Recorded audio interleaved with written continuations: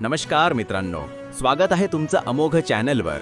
आज शनिवार 27 सप्टेंबर 2025 सकाळचे 6 वाजले आहेत आणि तुम्ही पाहत आहात top 4 news.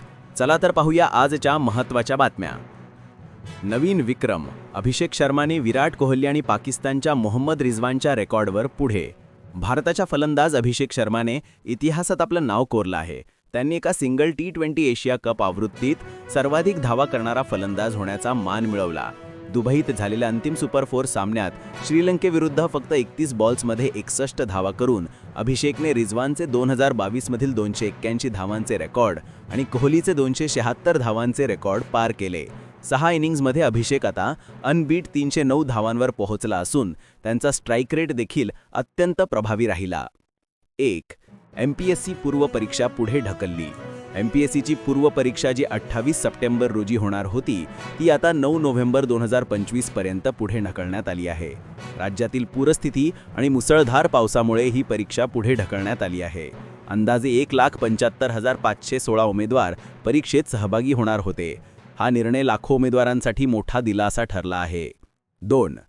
Raj Kundra bitcoin पोन्झी प्रकरणात आरोपी। ईडीने अभिनेता व व्यावसायिक राज कुंद्रा यांना बिटकॉइन पोन्झी स्कीम प्रकरणात आरोपी म्हणून नाव घेतले आहे।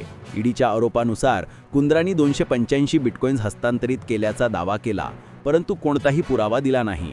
तसेच कुंद्रा आणि पत्नी शिल्पा शेट्टींनी जुहूतील 5 फ्लॅट्सची खरेदी विक्री केली, पण प्रत्यक्षात मालकीत बदल न करता संपत्ती वाचवण्याचा प्रयत्न केला असा आरोप आहे। ईडीने 97.78 कोटींची संपत्ती तात्पुरते जप्त केली आहे। 3. मुंबईत 16 कोटींचा बँक फसवणूक प्रकरण उघडकीस आहे। बँक ऑफ इंडियामधील एका कर्मचाऱ्याने 12 ग्राहकांच्या खाती फसवून 16.1 कोटी रुपये स्वतःच्या खात्यात हस्तांतरित केले। आरोपी हितेश सिंगला याने बहुतेक पैसे फ्युचर्स ऑप्शन्स ट्रेडिंग आणि ऑनलाईन जुगारात घालवले। सिंगला याला अटक झाली असून ईडी मार्फत मनी लॉन्ड्रिंग प्रकरण नोंदवण्यात आले आहे। 4. मुंबईत ऑनलाईन फास्ट ट्रॅक आणि वीकेंड विवाह नोंदणी सुरू। BMCने नवीन सुविधा सुरू केली आहे, ज्यामुळे शनिवार, रविवार आणि फास्ट ट्रॅक विवाह नोंदणी करता येईल। यामध्ये सर्व धर्मातील जोडपे सहभागी होऊ शकतात। विवाह प्रमाणपत्रांवर QR कोड देण्यात येईल आणि भविष्यात डिजिलॉकरमध्ये समावेश करण्याची सुविधा मिळणार आहे। आजच्या टॉप 4 न्यूज इतकंच।